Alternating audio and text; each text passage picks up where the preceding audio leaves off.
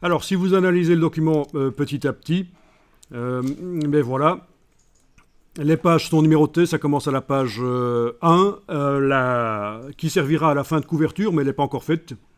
La couverture n'est pas encore faite, là ça se voit clairement. Ensuite, on a la page 2. Les pages de gauche sont toujours des pages numérotées en numéros pairs. Et les pages de droite, toujours des numéros impairs, pour ceux qui ne savaient pas. Ici, sur la page 3, on a un petit bandeau qui a été mis sur la droite de la page.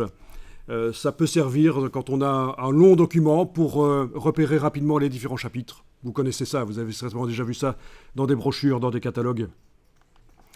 Vous avez des images qui ont été placées et elles sont placées selon une structure, comme vous le voyez. Les deux images-là occupent le haut de la zone de travail de la page, parce qu'il y a des marges. Il y a des marges dans le document, mais il y a une zone de travail et les deux images-là occupent la hauteur de la zone.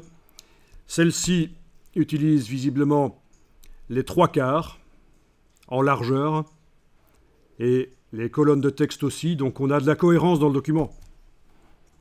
Alors le document n'est pas parfait, bien sûr, c'est un document en cours d'élaboration. Pages 4 et 5, il y a des images et pas encore de texte. Pages 6 et 7, il y a une grande image qui utilise les 2/3 de la page de droite et qui va jusqu'au bord de la page. Ça, c'est important quand on veut faire des documents qui ont un aspect professionnel. On fait aller les images et les fonds colorés éventuellement aussi jusqu'au bord de la page. En réalité, si on imprime chez un imprimeur, certains le savent déjà, on fait ce qu'on appelle du fond perdu. C'est-à-dire que ça va un peu plus loin que le bord de la page.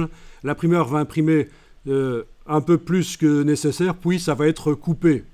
Il va y avoir une phase de façonnage où ça va être coupé. Il est impossible pour l'imprimeur d'imprimer jusqu'au bord d'une feuille. Donc en fait, il imprime les pages sur des feuilles plus grandes, et puis on coupe. En gros, c'est comme ça que ça marche.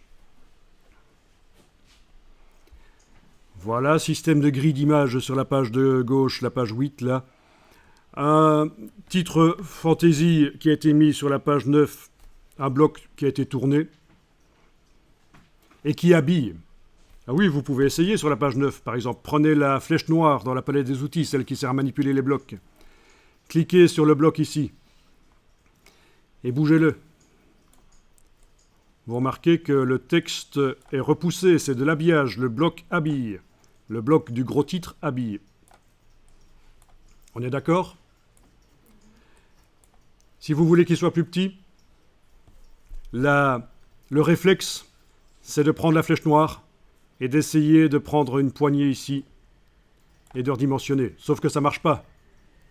Le texte garde la même dimension et du coup, vu que j'ai réduit la dimension du bloc, et le texte n'est plus visible en entier, donc on va annuler. On fait un commande Z, édition annulée.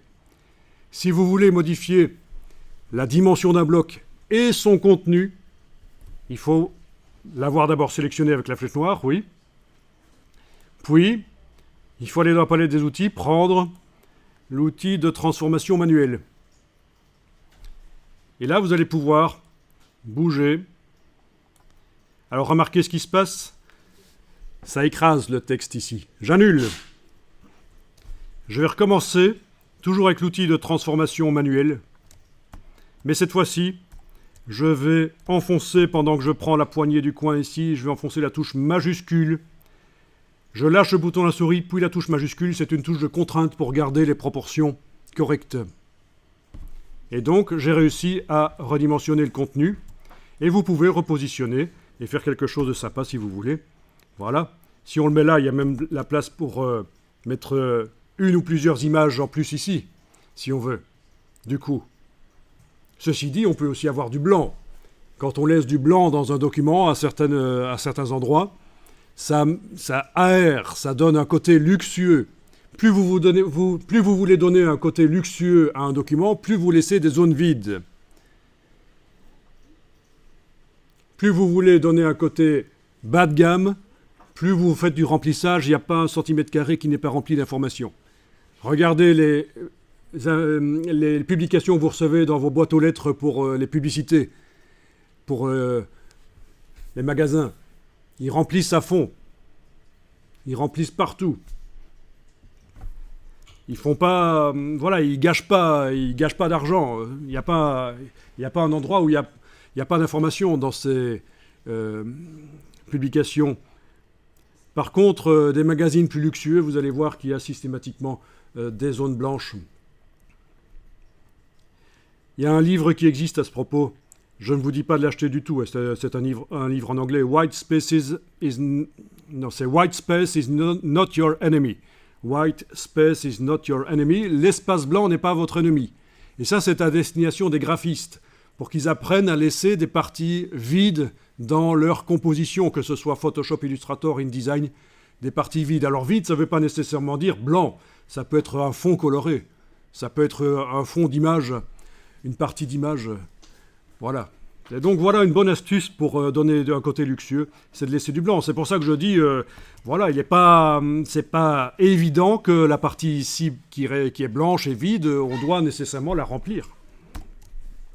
Alors, ça vous avez réussi à faire leur dimensionnement du titre. Vous le placez à peu près comme vous voulez, il ne faut pas le placer exactement comme je l'ai mis, nécessairement. Hein? Vous avez un degré de liberté. Sinon, je vous aurais dit exactement quelle dimension je lui ai donnée et quelle position il a. Voilà. Mais la mise en page, c'est un peu de souplesse, quoi.